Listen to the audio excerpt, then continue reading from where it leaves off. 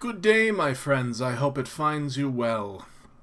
I am here once again with whoever cares to be listening and watching and joining me for another live stream to promote social togetherness and combat social isolation. I'm Step, and I am here to talk and listen and be a joy. I hope I am feeling joy right now. Hello, Tams. Because I just got finished watching a wonderful production of one of my favorite musicals, that being Phantom of the Opera. And we're going to talk about it quite a bit today, I think, on stream, because it's fresh in my memory, and I want to talk about how conflicted I am about Phantom of the Opera. But first, let's say hello and give people a chance to get into the chat. I'm going to eat a Cadbury caramel chocolate egg. Here, unwrapping from foil. Yum. That's right. Easter candy's still 50% off. So, that's what I'm doing. What are you all doing? Tams, what's up in your life? You're doing some crafting, some planting, some watering? Some just being around whilst I am talking? Because it's lovely to have you. Always happy to see you in the chat.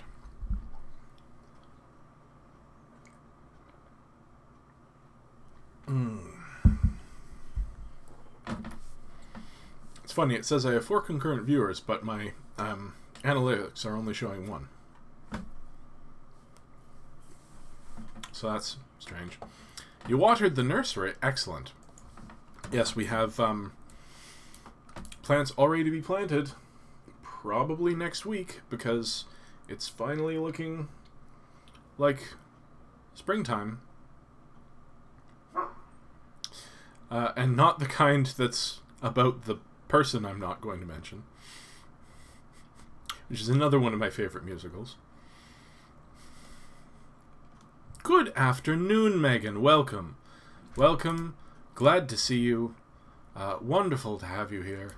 I am absolutely charmed by my lovely audience, my friends who come and hang out with me and let me sound like what's-his-name from The Price is Right back before it was Drew Carey. Come on down. Oh, we're going to get silly here today. What else is new? I'm almost finished my water. After that, maybe I'll go and make another cup of coffee. No, I shouldn't do that. I will have a cup of coffee after dinner, but it will be decaf.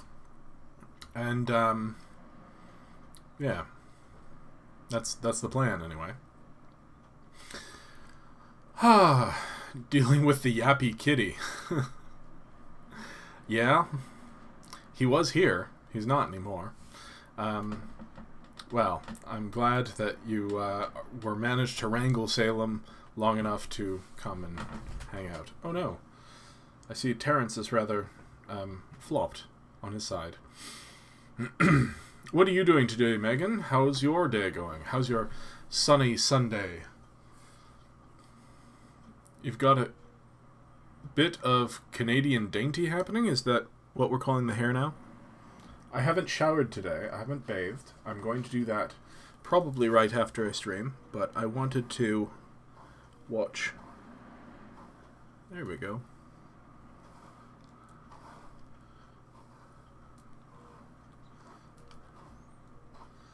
There.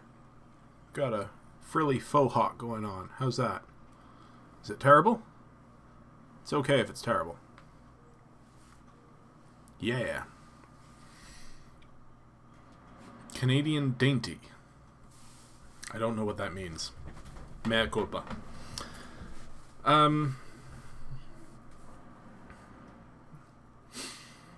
So, Phantom of the Opera was released for the weekend on YouTube, on Andrew Lloyd Webber's YouTube channel, and Woot, you love some faux hawk? Well, good, I guess. I don't know. It's not really me. And we watched it. We watched the entire 3-hour production, including the encore, which was absolutely just outstanding. They made a big deal about Sarah Brightman coming and singing, but they didn't mention that they would have 5 phantoms on stage. All the accent I've got happening. Just a little bit of a dandy with some East Coast charm, eh? Alright, I can deal with that. I don't know what happens to my voice. Sometimes I just start talking and it sounds really weird and interesting, and hopefully that'll keep you entertained. Anyway, fantastic production of Phantom of the Opera. If you got a chance to see it, then fantastic. I'm sorry I didn't mention it yesterday, but I hadn't seen it yet, and it was only up for 48 hours, so another chocolate. But Phantom is one of my favorite musicals, and I have very conflicted feelings about it, and I kind of wanted to talk through them because, you know, that's what we're here to do, talk about stuff. I want to preface by saying I absolutely love the music. I love the setup of the opera house. I love that the Phantom is definitely a villain. He's a terrible, terrible villain.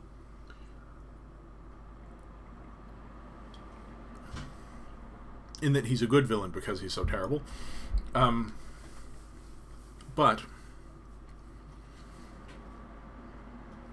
and I hesitate to say this because if you haven't recognized the parallel, then it might give you the same conflicted feelings that I have. The Phantom is basically an incel, and you sent me a link on Telegram, as it won't link here. Well, let's just open Telegram. And that whole subculture exists and is horrid, and I glorifying it by making a beloved villain like that is, and I know the Phantom came first, but that doesn't really matter, is problematic to me, because you kind of half want to root for the Phantom. How the quasi-British accent Canadian dainty emerged amongst the country's elite. Interesting. I'll read that later. Funny thing about accents is that the Midwest American accent is the closest to standard English as anywhere on the planet, and it actually predates the English accent. English people started talking in a dainty, jaunty fashion to distance themselves from the colonials. So basically they started putting on airs, and it became the country's manner of speech over time. So I thought that was quite enjoyable to hear. Nobody likes the Americans. Bloody Americans. I mean, my country, Canada, was founded on the principles of not being American. We didn't so much form a union as band together against a union with America. Which I know sounds kind of harsh, but basically it was like, no, we're fine, thanks. You can just do your thing. We're good. We're good up here. Look, we have a country too. We're called Canada. And yeah. Howdy, neighbor. We're a neighbor and not part of you guys. Thanks. Thank you. That was my history lesson for the day.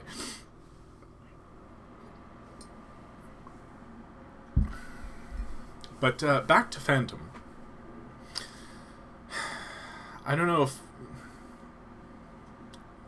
I guess I don't know if there's much more to say. I'm just very conflicted about it. Enjoying Phantom of the Opera and the Phantom... Really?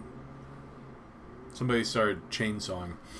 And enjoying the Phantom character, knowing how, like, not that far off that character is as a real human, you know? Like, he's intelligent and emotionally unstable, and I guess it's like how I have trouble enjoying certain bad guys now, because where they were supposed to be almost caricatures of human evil, now they just sort of, they're embodied somewhere in the world as a human who's actually that evil. And it adds a sour note to my enjoyment of the whole production. So I wanted to share that because it's something that I'm trying to puzzle out. There, is that better? Do I have more light on my face? No? Doesn't matter? So, I don't know, if anybody's got anything to say on that topic, it would, I would be happy to hear it. I wonder where Beth is today. I think she was doing some wrapping of orders to be sent out to people, which is nice. She sent me a picture of all of the mason jars, reusable jars that she uses to produce her products, and they look just so lovely. They're very homey and quaint, and I like them. They're particularly good for lotions and notions. So Beth, if you're out there, if you're watching this later, hello. Nice of you to join us. If you missed this one, then I'm sorry you missed us, but you know. Oh, there you are. Hello, Beth. Speak of the devil, and she shall appear. You did tell me once that you were a Jew witch, so which I thought was absolutely delightful. Sorry for what? Nothing to be sorry about. Oh, you just watched Phantom 2. Oh, did you stay till the end? If it might be gone. If it's not gone, go back and watch until after the bows, because it is delightful. Just, it makes my hands do this. You did?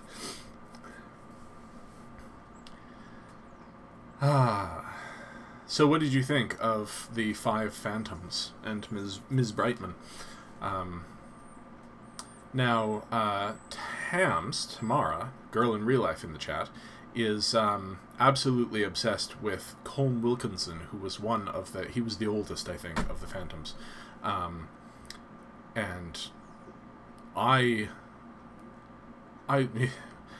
you are not alone in crying your eyes out. I enjoy Colm quite a bit, but there was that other guy, the blonde one, who I was blown away by. He was second in from the left. And it's just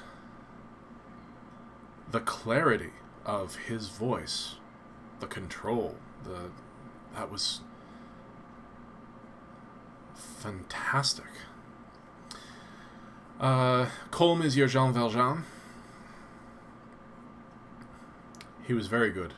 Have you seen, I can't remember what it's called, the concerto of, I'm asking Beth now, if you've seen where they do Les Mis, but it's all just, like, they're on stage in costume, but there's no sets, there's no moving around, there's no action, it's just the songs. It's a fantastic thing to watch. It's wonderful. And Colm and the original Javert were just fantastic. I mean, it was all the originals, except for the kid, I think. It's amazing. Remind me to tell Tams to find a link to it if it exists online and get it into your hands, because it's just wonderful. Megan, I get that it's a tough thing to reconcile. One of my favorite movies has a problematic blackface scene. I want to introduce the movie to my kids, but I need to figure out how to explain it. Is that Holiday Inn, by chance? I think we've talked about this, because the 10th anniversary Les Mis, you can find it on YouTube. Phenomenal. If you have links to anything, if anyone has links, just throw them in the live chat, because that's fine. Yeah, there are some cuts of Holiday Inn that omit the blackface number, but it's sort of instrumental to the story at that period in the movie. I think so. It was never right to do blackface. It was never okay. But at the time the movie was made, it was not widely accepted as as the terrible thing that it is. So in a lot of ways, it's like seeing sexual harassment in old-timey stuff and being like, that would not fly today. And then the number, what's it from? The musical is How to Win Friends and Influence People, the musical. And the number is, a secretary is not a toy. It's like, kind of cringy, but also kind of funny because it's so cringy. You know, that was the intent for the blackface scene, and now it just comes off as just terrible. Just flatly awful. You know? And it's a shame that it mars such an otherwise fantastic movie, because there are really good things about that film. There is a rivalry between two men over the heart of a woman, and she ends up having the agency more than them, and that was kind of refreshing, because you think about woman as prize, and whoever's the best man wins, and that's not how it plays out. How to succeed in business without really trying. And the number is, a secretary is not a toy. That's a pretty good one. In the after at Megan, we need to see Les Mis together. Agreed. Les Mis is a phenomenal show. Its music is, it's probably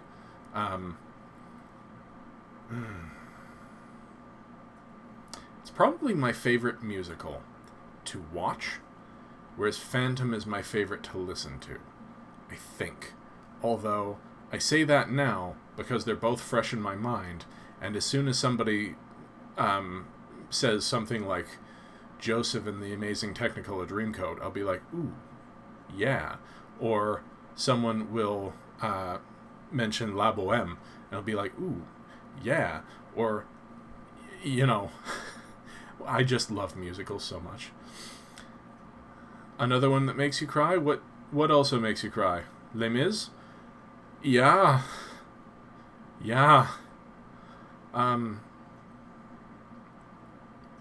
Yeah. So, I'd like more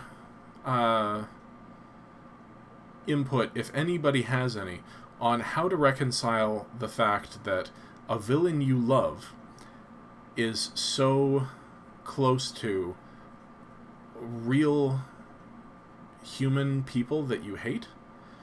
Another good example is the Joker. Like, he's just a fantastic guy to hate in fiction, but the people who are actually like that in the world, not that anyone's actually entirely like the Joker, but you know what I mean. People who put on those sorts of airs and become that sort of human caricature. How do you reconcile those two things? Loving a character but hating the actual behaviors, you know? Especially when, and this is kind of my where my mind is going. Like, people worship the Joker. They idolize him. They say they try to act like him, you know? And that's the opposite of the point for the character. He's supposed to be hated. And likewise, I could see a lot of actions from very negative men that I know in the figure of the Phantom. Like, Tams, the guy who you just deleted from your Facebook after like 10 years of knowing him because you realized he was never going to learn. Half the time I was watching the Phantom, I was thinking about him. And that's not comfortable, you know? Megan, your favorite musical is Miss Saigon. You may or may not cry sing I'd Give My Life for You every time it comes on. I have never seen Miss Saigon. It is on my list of things to watch, although apparently we're going to find Ragtime and watch that. That's the next one that's on our list, I guess. Yeah. And if anyone out there has come for not musical talk, feel free to pipe up, because the reason I'm here is to brighten people's day, to give someone to talk to in the middle of this whole thing. That's why I do these at 2 p.m. It sort of splits up the day. And I am available if you want to talk about anything on Twitter at TheProStep. Send me a DM, just tweet at me, whatever, or send me an email, theprofessionalstep@gmail.com. I will respond, and you are safe with me. I deal with all sorts of issues and problems and difficulties, and I'm not a licensed therapist, but I have experience with helping people deal with problems, especially if you can just deal with those problems by simply talking about them. I'm happy to help. Phantom is a product of tragedy and his time. You don't think he intends to be a bad guy, and you don't see him so much as an incel, as a broken man who feels like the whole world is against him, and he finally finds that one ray of light in his life, and it takes till the end for him to realize that he needs to do what is truly right for her, for him to be loved. And that's his redemption, and it's not a very thorough redemption, but it's a redemption of sorts. But up until that redemption, you've just exactly described an incel. They don't intend to be bad guys. They think they're nice guys. They are broken men. Absolutely. Society has broken them. You know? You relate to the Phantom? I do too. In ways.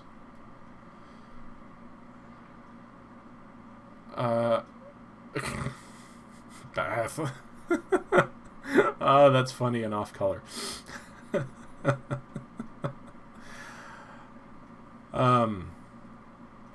So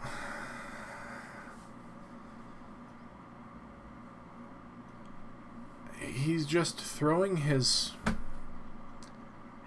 anger, his hostility, his brilliance at the world, because the Phantom is obviously a genius. He's obviously brilliant. He's an engineer, a technical master, working in the dark with limited resources to pull off fantastical illusions. So he's obviously skilled, he's obviously smart, but he's emotionally unstable. And it's eventually the end of him. And unfortunately, in the real world, that sort of instability tends to be the end of other people. So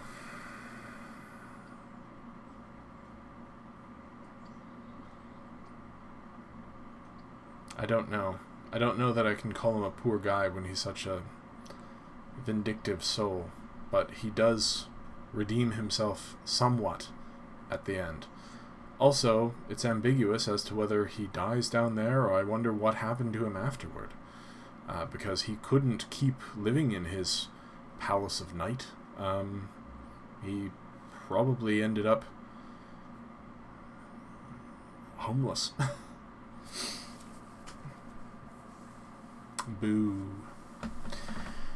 I don't know. It's something that makes you think, right? Makes me think. So...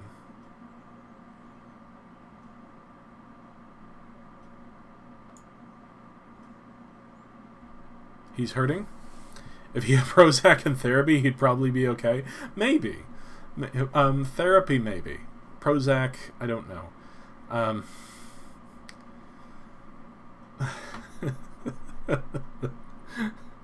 Oh, the Phantom really... well, I mean... in the production, all the Phantom really needed was a hug, right? Or a kiss from a pretty girl. Because that's what turns it around and shows him that what a monster he is. And that voice. You know what I'd really enjoy? I'd love to see... okay, first, I would love to hear Danny Elfman sing the role of the Phantom. Second, I'd love to hear the Phantom sung by a baritone or a bass. Someone who, instead of getting that high range, gets that low, almost demonic intonation to the whole thing. We all need a kiss from a pretty girl? And third, I would love to see a gender-swapped production of Phantom, where it's an obviously talented and skilled matron of the arts who is obsessed with this young tenor who is the star of whatever this production is. I think that would be a phenomenal flip, and I think that most of the music could be adapted to make that shift, because an alto singing the Phantom's part. There was a sequel called Love Never Dies? How did I not know about this? Is it good? Is it panned? Is it... what is it? Let me go. Look it up right now.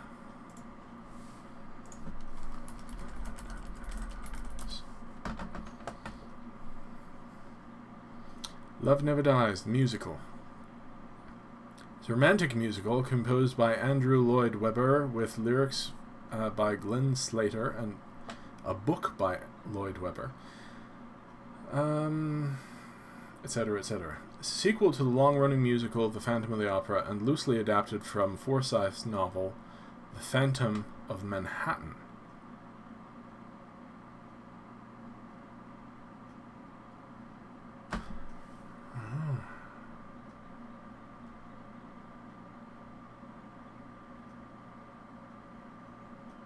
I should read that. Frederick Forsyth. Do I know Frederick Forsyth? Mixed reviews.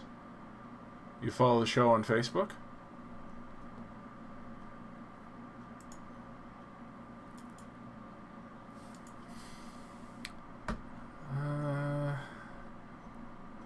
He's a military journalist turned writer.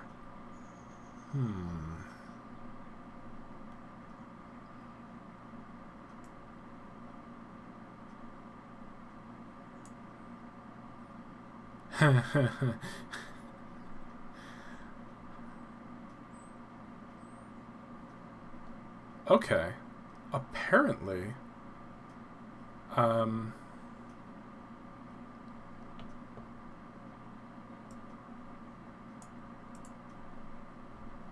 I've got some new things to look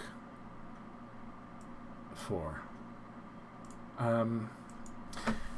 In brighter mentions, the music could totally be adapted to a gender swap. I would love to see it. I think it would be fantastic. Yeah. In brighter commentary on Phantom of the Opera, the encore at the end, I was so thrilled to see how cordial, he wrote Day of the Jackal, how cordial all of the phantoms were being with each other, because you get this stereotype of leading... You lost my video feed? My video feed's still going. Everybody else can see me. Excellent connection. No? Sorry, Tams. I think everybody else can still see me. You get this stereotype about leading men and divas being very self-focused, very me on the stage, and I'm sure that is a thing that happens. Like, I have personal experience with it, but more often than not, I'd like to hope that a crew comes together with, or a troupe. There was an error blip? Oh, sorry to hear that. A troupe comes together to produce something fantastic, and the leads really just carry a big part in that, but they're not more important. They just carry more weight, you know? So seeing... I see, my viewership dropped off for a second. That's weird. Seeing a bunch of men who've all done the same role, who could easily have been like, well, he's no good, I think I did it better. But to see them all... you could tell they were enjoying each other's performances. At least, that's what it looked like to me. And being part of a communal celebration of their communal endeavor. I really appreciated that, watching these fine gentlemen do their thing. You're always impressed with Andrew Lloyd Webber and Sarah Brightman being able to work together after a messy divorce. Yeah. Yeah. I mean, it's maybe it's all a show, but who knows? I don't know. I was impressed with her. I was impressed with him. He was sort of a darling on the stage, saying thank you.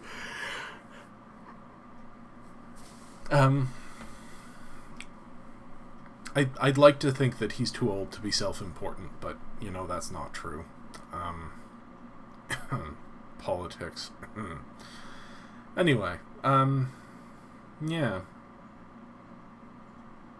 Anything else that anybody wants to talk about? I've had my say. I'm happy with the conversation. I just don't want to cut the feed early, but I also don't want to outstay my welcome. And I've got things to do today, not least of which is to shower, so that my hair doesn't look like dinosaur hair. Rawr, rawr. I'm a raptor. Rawr. A frilled dino. Rawr. From Ixalan. Rawr.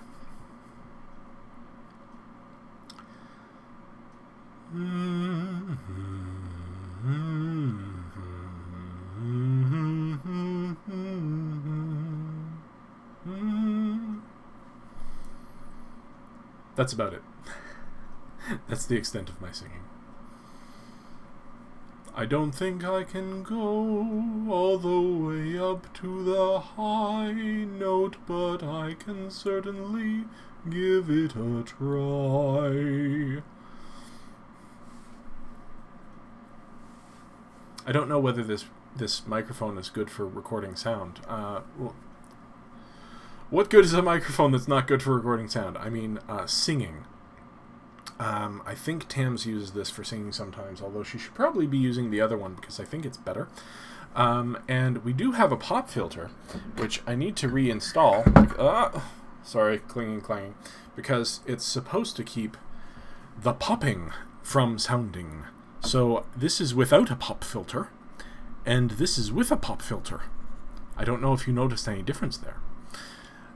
Because I tend not to pop my sounds anyway. I have a very breathy P's, rather than the that you normally hear. I'm just sort of padding for time right now. No difference. Fair enough. And that's, again, I think mostly because I don't pop very much. It's also supposed to help with sibilant S's, and I don't know if it does help with sibilant S's. Sorry if that was harsh to listen to. Anyway,